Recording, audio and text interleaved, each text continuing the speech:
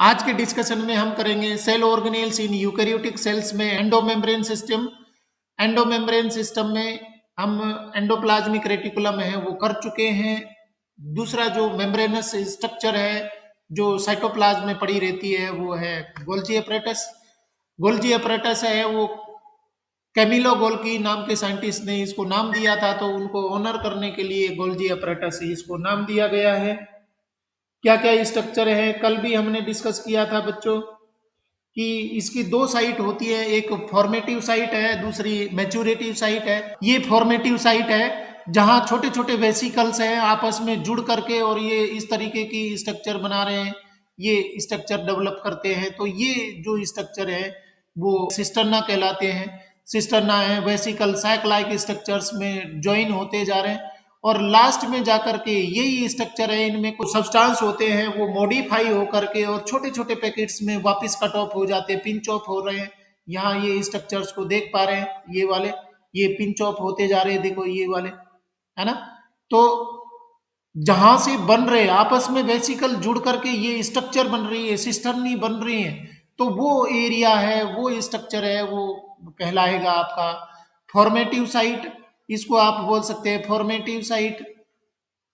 और जिधर वो मैच्योर हो रहा है उसको हम कोई कह सकते हैं मैच्योरेटिव साइट। इनके दूसरे नाम भी बोले हैं बच्चों। फॉर्मेटिव साइट को बोला है सिस फेस, इसको बोले है सिस फेज, और इसको बोला है ट्रांसफेज। ये है ट्रांसफेज है। ट्रांसफेज में आप देख रहे हैं कि वो छोटे छोटे वेसिकल्स हैं वो पिंच ऑफ होकर के कट ऑफ होकर के बन रहे हैं। तो बिल्कुल हम स्लाइड में देखेंगे क्या मतलब है गोल्जी अपरेटस का, पूरा डिटेल में करेंगे। ये आप मेम्ब्रेनस स्ट्रक्चर है इसलिए इसको आप क्या बोल रहे हैं एंडोमेम्ब्रेन सिस्टम में डिस्कस कर रहे हैं। स्लाइड में क्या बोला है देखते हैं। सबसे पहले densely stained reticular structures near nucleus, मतलब वो डेंस कलर लेती है, डार्क स्टेन लेती हैं और न्यूक्लियस के पास में पाई जाती हैं। Next, first observe by Camillo Golgi in 1898। सबसे पहले कैमिलो गोल्गी ने इनको देखा था, ऑब्जर्व किया था, इसलिए उनको ऑनर करने के लिए नाम दे दिया गया इसको गोल्गी अपरेटस या Golgi bodies. They consist of flat disc shaped sacs cisternae, मतलब ये फ्लैट या डिस्क की शेप सिस्टर्नी है, वो ये स्ट्रक्चर्स हैं वो उनमें पाई जाती है। और इन स्ट्रक्चर्स को सैक लाइक स्ट्रक्चर्स को क्या बोल रहे हैं सिस्टर्नी। एक को बोलेंगे तो सिस्टर्ना बहुत सारी है तो ई लग जाएगा तो ये प्लूरल वर्ड बन जाएगा। सिंगुलर में सिस्टर्ना, मैनी, सिस्टर्नी। आप 0.5 to 1.0 micrometre diameter these are stacked parallel to each other, ये एक दूसरे से जुड़े हुए स्टैक्ड है, एक दूसरे से अटैच हैं। Cisternae are concentrically arranged with convex cis forming face and concave trans maturative face. Cis and trans faces are totally different but interconnected. मतलब यहाँ ये फॉर्मेशन हो रहा है और इधर मैच्योरेट हो रहे हैं, आपस में जुड़े हुए हैं, दूसरे एक दूसरे से डिफरेंट होते हैं।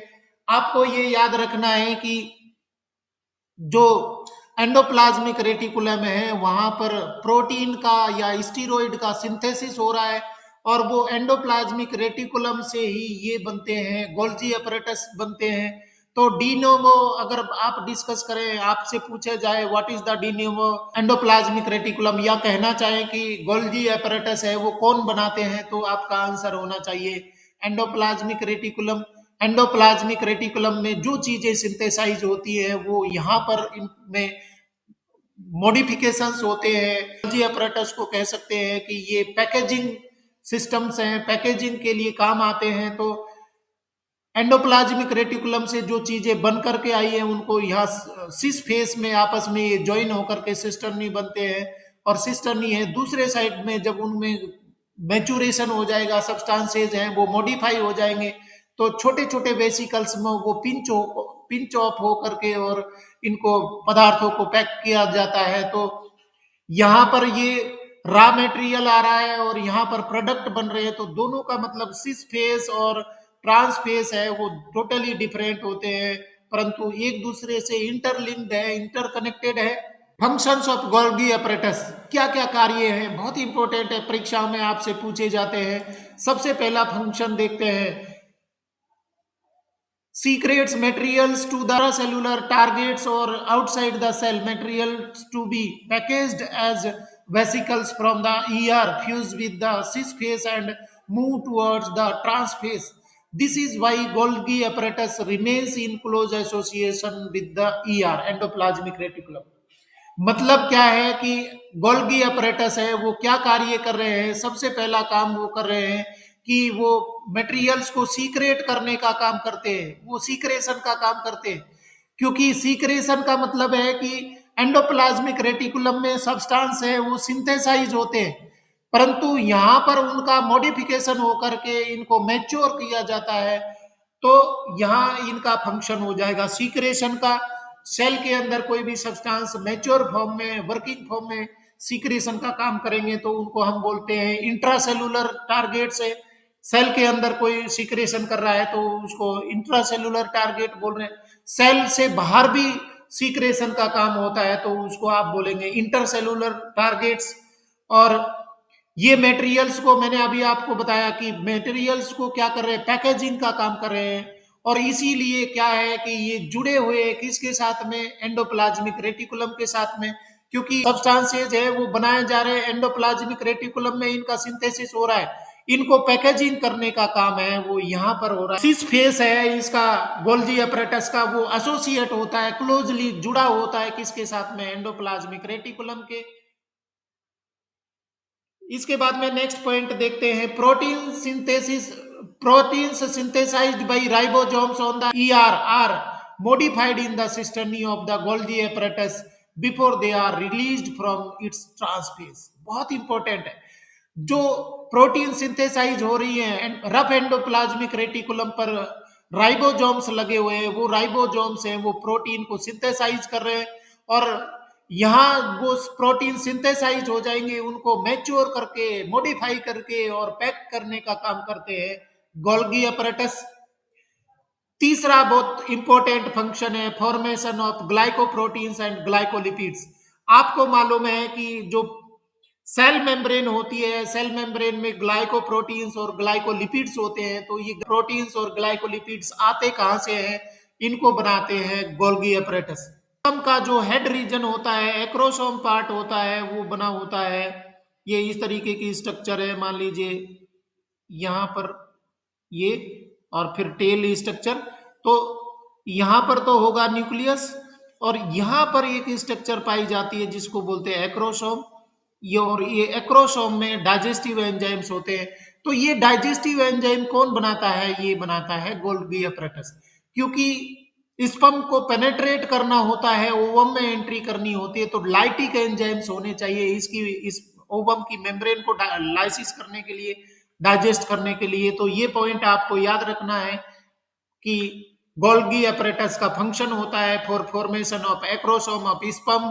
Enzymes of the acrosome help to penetrate the sperm into ovum. Next structure देखेंगे, मैं इसको आपको यहीं पर बता रहा हूं। आप बच्चों ये जो स्ट्रक्चर पिंच ऑफ होकर के बन के पैकेजिंग होकर के छोटे छोटे वेसिकल्स बना रहे हैं, वास्तव में यही हैं लाइसोसोम्स।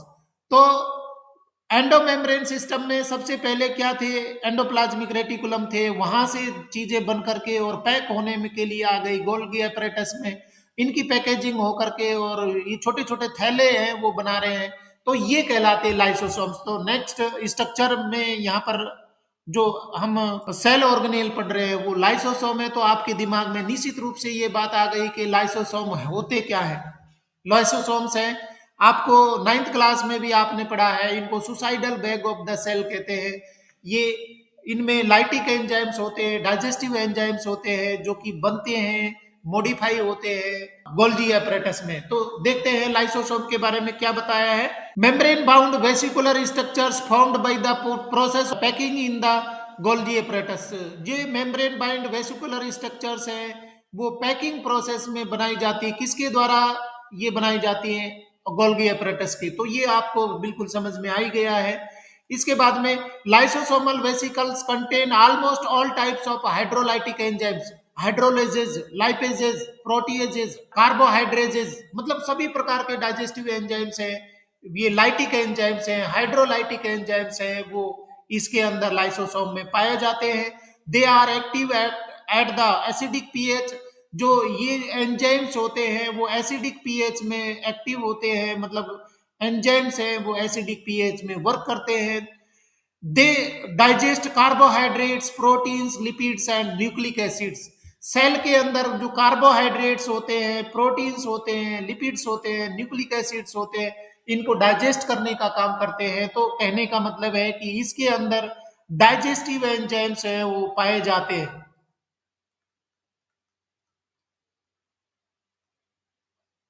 यहाँ पर डाइजेस्टिव एंजाइम्स है वो पाए जाते हैं। और आपको याद रखना है कि डाइजेस्टिव एंजाइम्स है वो पैक कहाँ पर हुए थे, गोल्जी अपरेटस में। और ये भी बात याद रखनी है कि ये डाइजेस्टिव एंजाइम एक्चुअली में एंजाइम्स प्रोटीन होते हैं, ये बने कहाँ थे, rough endoplasmic reticulum. Intracellular digestion का काम कर रहा है, परंतु हेल्दी सेल में अगर ये बस्ट हो जाए तो पूरी सेल को ही डाइजेस्ट कर जाएगा, इसलिए इसको क्या कहते हैं, suicidal bag of the cell.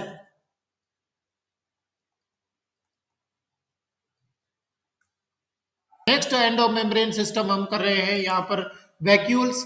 बच्चों यहाँ पर आप देख पा रहे हैं सेंट्रल वैक्यूल। वैक्यूल है वो सभी सेल में पाई जाती है, परंतु प्लांट सेल में तो वो बहुत बड़ी होती है। वो उसका फीचर भी आ जाता है, डिफरेंशिएटिव फीचर आ जाता है।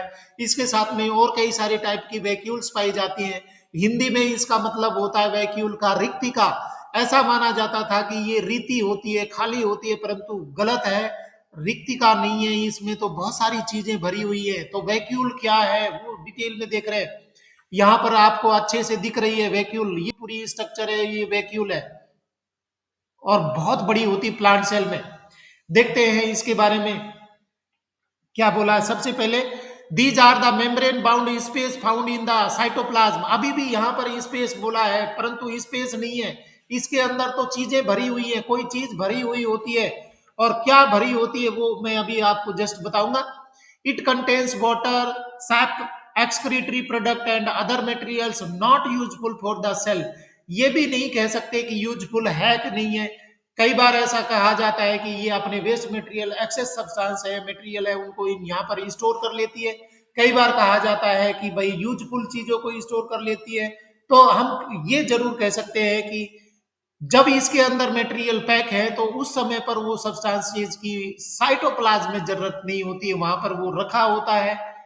नेक्स्ट है vacuole is bounded by a single membrane called tonoplast. इसकी जो आउटर बाउंड्री है उसको आप क्या बोल रहे हैं, टोनोप्लास्ट बोल रहे हैं। In plant cells the vacuoles can occupy up to 90% of the volume of the cell. मतलब प्लांट सेल में तो वैक्यूल इतनी बड़ी होती है कि 90% जितना भी वॉल्यूम होता है प्लांट सेल का वो ऑक्युपाई किया जाता है, किसके द्वारा, वैक्यूल के द्वारा। तो सबसे पहले हम बात कर रहे हैं कि जो आउटर मोस्ट बाउंड्री है, इसके ऊपर की जो कवरिंग है उसको हम बोल रहे हैं टोनोप्लास्ट। टोनोप्लास्ट मेम्ब्रेन को हम बोल रहे हैं टोनोप्लास्ट। इसके अंदर जो मटेरियल भरे हुए हैं वो कहलाते हैं टोनोप्लाज्म। टोनोप्लाज्म। तो चीजें आपको याद रखनी है। टोनोप्लास्ट का मतलब आउटर मेम्ब्रेन, और इसके अंदर जो फ्लूइड भरा हुआ है, जो भी सब्सटेंस भरे हुए हैं वो कहलाते हैं टोनोप्लाज्म। टोनोप्लाज्म में क्या है, वाटर है, सैप है, एक्सक्रीटरी प्रोडक्ट है, दूसरे मटेरियल्स है वो इसके अंदर स्टोर होते हैं। और क्या मतलब होता है, कौन कौन से फंक्शंस इसके होते हैं वो। In plants tonoplast facilitates the transport of ions and other materials against concentration gradients into the vacuole, hence their concentration is higher in vacuole than in the cytoplasm। मतलब उसके अंदर जो सब्सटेंस होते हैं, कोई भी मान लीजिए न्यूट्रिएंट है या एक्सेस जो भी सब्सटेंस है उसके अंदर और धकेले जा रहे हैं, तो यहाँ पर एक्टिव ट्रांसपोर्टेशन हो रहा है, मतलब low concentration to higher concentration की ओर हो रहे हैं, तो इसको हम बोलते हैं कंसंट्रेशन ग्रेडियंट बोलते हैं। और कितने टाइप की होती है वैक्यूल्स आप यहाँ देख पा रहे हैं। In amoeba the contractile vacuole helps for excretion. Amoeba में जो कॉन्ट्रेक्टाइल वैक्यूल होती है, फूड वैक्यूल होती है, वो डाइजेशन में भी मदद कर रही है। इसके साथ में एक्सेस वाटर है, एक्सेस वेस्ट मटेरियल है उनको रिमूव करने का भी काम करते हैं। In many cells example protist food vacuoles are formed by engulfing the food particles. तो ये 10th क्लास में भी आपने पढ़ा है, फूड वैक्यूल बनती है, वो फूड वैक्यूल के अंदर फूड होता है और डाइजेस्टिव एंजाइम है वो उसके अंदर रिलीज होकर डाइजेशन का काम करते हैं, और जब उसमें से यूजफुल न्यूट्रिएंट एब्जॉर्ब कर लिए जाएंगे तो रिमेनिंग जो अनडाइजेस्टेड फूड है उनको भी फूड वैक्यूल के द्वारा ही बॉडी से या सेल से बाहर थ्रो आउट किया जाता है, फेंका जाता है, थ्रोन किया जाता है। और एक्सेस वाटर होता है, दूसरे सब्सटेंसेज होते हैं वो कॉन्ट्रेक्टाइल वैक्यूल के द्वारा रिमूव किए जाते हैं। तो वैक्यूल है उनके फंक्शन भी हम यहाँ पर साथ में पढ़ते जा रहे हैं। नेक्स्ट पॉइंट देख रहे हैं यहाँ पर क्या है। माइटोकॉन्ड्रिया है, double membrane bind cell organelle है, यहाँ पर आउटर मेम्ब्रेन है, इसके बाद में इनर मेम्ब्रेन है। ये आउटर मेम्ब्रेन है, कंटिन्यूअस मेम्ब्रेन होती है आउटर मेम्ब्रेन, और इनर मेम्ब्रेन है उसमें इनवर्ड फोल्डिंग्स पाई जाती हैं, और इनमें जो फोल्डिंग मिलती है फिंगर लाइक प्रोजेक्शंस मिलते हैं, इनको हम बोल रहे हैं क्रिस्टा। ये क्रिस्टा है, फिंगर लाइक प्रोजेक्शंस है, क्रिस्टा है। और इनके अंदर फिर भरा हुआ है इनर मेम्ब्रेन है, इसके अंदर जो स्पेस होता है उसको इनर मेम्ब्रेन स्पेस बोलते हैं, उसमें भरा हुआ है मैट्रिक्स। और दो मेम्ब्रेन के बीच में, ये आउटर मेम्ब्रेन है ये इनर मेम्ब्रेन है, दोनों मेम्ब्रेन के बीच में एक स्पेस पाया जाता है जिसको बोलते हैं इंटर मेम्ब्रेन स्पेस। तो स्लाइड में देख लेते हैं जल्दी से। These are clearly visible only when stained. इनको अगर हम कलर देते हैं, स्टेन देते हैं, तभी वो दिखाई देते हैं। Their number, shape and size पर cell are variable depending on the physiological activity. मतलब इनका नंबर है, शेप है, साइज है, वो डिपेंड करता है कि सेल कौन से टाइप की है, उनके फिजिकल वर्क कैसे है, उसके आधार पर। Next point, it is sausage shaped for cylindrical having a diameter of 0.2 to 1 micrometer, average 0.5 μm। Next point देखते हैं इसी के अंदर। ये देखिए बहुत अच्छे से आपको दिखाई दे रही है बच्चों, ये दो मेम्ब्रेन आपको यहाँ पर दिख रही है। ये आउटर मेम्ब्रेन कंटिन्यूअस मेम्ब्रेन है, इनर मेम्ब्रेन है उसमें अंदर की ओर फोल्डिंग पाए जाते हैं, और इन फिंगर लाइक प्रोजेक्शंस को हम बोल रहे हैं क्रिस्टी। और यहां पर इसके अंदर जो इनर मेम्ब्रेन स्पेस है, मतलब मेम्ब्रेन के अंदर जो एनक्लोज्ड एरिया है उसको हम क्या बोल रहे हैं, यहाँ पर मैट्रिक्स भरा हुआ है। यहाँ देखिए ये मैट्रिक्स भरा हुआ है, इसके अंदर यहाँ पर बहुत सारे सब्सटेंस इसके अंदर पाए जाते हैं। ये आप देख पा रहे हैं यहाँ आउटर मेम्ब्रेन है, ये इनर मेम्ब्रेन है, दोनों मेम्ब्रेन के बीच में भी स्पेस पाया जाता है, यहाँ पर भी एक स्पेस पाया जाता है जिसको इंटर मेम्ब्रेन स्पेस बोल रहे हैं।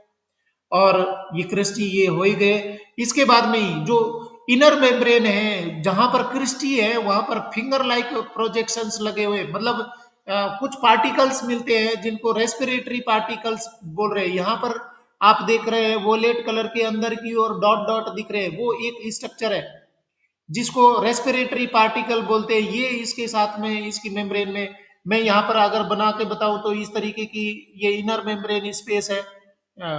यहाँ इनर मेम्ब्रेन क्रिस्टी है, यहाँ पर ये लगे हुए हैं, ये पार्टिकल लगे हुए हैं जिनको रेस्पिरेटरी पार्टिकल बोल रहे हैं, इस तरीके के लगे हुए हैं अंदर की ओर। यहाँ ये देख पा रहे हैं ये पार्टिकल लगे हुए हैं। और मैट्रिक्स के अंदर राइबोसोम्स भी पाया जाता है, साथ में ही इसका अपना खुद का डीएनए पाया जाता है। ये देखिए डीएनए बहुत इंपॉर्टेंट है, मतलब कि डीएनए तो होना चाहिए न्यूक्लियस के अंदर, परंतु माइटोकॉन्ड्रिया के पास में खुद का अपना स्वयं का डीएनए पाया जाता है। इसलिए माइटोकॉन्ड्रिया को सेमी ऑटोनोमिक सेल ऑर्गेनेल भी कहते हैं बच्चों, याद रखिए बहुत इंपॉर्टेंट है। Mitochondria also known as semi-autonomic cell organelle because it has its own DNA and ribosome for synthesis of its own proteins। मतलब अपने लेवल पर वो अपनी खुद की प्रोटीन सिंथेसाइज कर सकती है इसको, इसलिए अपना खुद का डीएनए भी रखती है, डीएनए से प्रोटीन बनाने के लिए अपनी मशीनरी भी रखती है, इसलिए इसको कहते हैं सेमी ऑटोनोमिक सेल ऑर्गेनेल। ये आपको ध्यान रखना है बच्चों। क्या बोला है आपके स्लाइड में देख लेते हैं। A mitochondrion is a double membrane bound structure with outer membrane and inner membrane it divides lumen into two aqueous compartments, that is outer compartment and inner compartment matrix. आप दो कंपार्टमेंट में यहाँ बोल सकते हैं कि दोनों के बीच के जो स्पेस है उसको आउटर कंपार्टमेंट बोल रहे हैं, और इनर मेम्ब्रेन के द्वारा जो कंपार्टमेंट बना रहा है उसको हम बोल रहे हैं inner compartment matrix. Inner membrane form से नंबर ऑफ इनफोल्डिंग्स, अंदर की ओर इनफोल्डिंग बनते हैं जिनको आप क्रिस्टी बोल रहे हैं towards the matrix, they increase surface area. जो इनवर्ड फोल्डिंग्स है वो क्या कर रहे हैं, इसके ये मैट्रिक्स है वो सरफेस एरिया बढ़ाने का काम करती है मैट्रिक्स में, जिससे कि ज्यादा से ज्यादा रेस्पिरेशन हो सके. The two membranes have their own specific enzyme associated with the mitochondrial function. अपने खुद के अपने एंजाइमेटिक सिस्टम उनके पास में है. नेक्स्ट पॉइंट है matrix possesses a circular DNA, a few RNA molecules, ribosomes, 70 as components for protein synthesis. मतलब जो भी उसको अपनी प्रोटीन बनाने के लिए चीजें चाहिए होती हैं उनके पास में अपना खुद का डीएनए होता है, आरएनए भी होता है, राइबोसोम्स होते हैं. राइबोसोम होता है वो 70S का होता है, और जो भी प्रोटीन बनाने के लिए चीजें जरूरी होती है वो सारी अपने पास में होती है. इसलिए मैंने इसको बताया था semi autonomic cell organelle. The mitochondria divide by fission. इनका माइटोकॉन्ड्रिया है वो अपना नंबर बढ़ाती है किसके द्वारा, फिजन के द्वारा. और फंक्शन है माइटोकॉन्ड्रिया का, mitochondria are the sites for aerobic respiration. मतलब आगे प्रोसेस होती है ग्लूकोज का जो ब्रेक डाउन होता है, ग्लाइकोलाइसिस होता है साइटोप्लाज्म में, और साइटोप्लाज्म में ग्लूकोज टूटता है पायरुविक एसिड में, पायरुवेट में.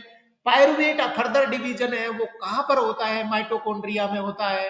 इसलिए इसको हम क्या बोल रहे हैं, एरोबिक रेस्पिरेशन साइट कहलाती है. कि जो पायरुविक एसिड फर्दर डिवीजन है वो ऑक्सीजन की मदद से होता है, इसलिए एरोबिक रेस्पिरेशन माइटोकॉन्ड्रिया के अंदर होता है. They produce energy in the form of ATP. मतलब एटीपी के फॉर्म में एनर्जी प्रोड्यूस करते हैं. So they are called power houses of the cell. इनको हम क्या बोलते हैं, power houses of the cell. तो इस तरीके से माइटोकॉन्ड्रिया के बारे में हमने चर्चा करी. बाकी सेल ऑर्गेनेल्स हैं वो बाद में चर्चा करेंगे. Thank you very much.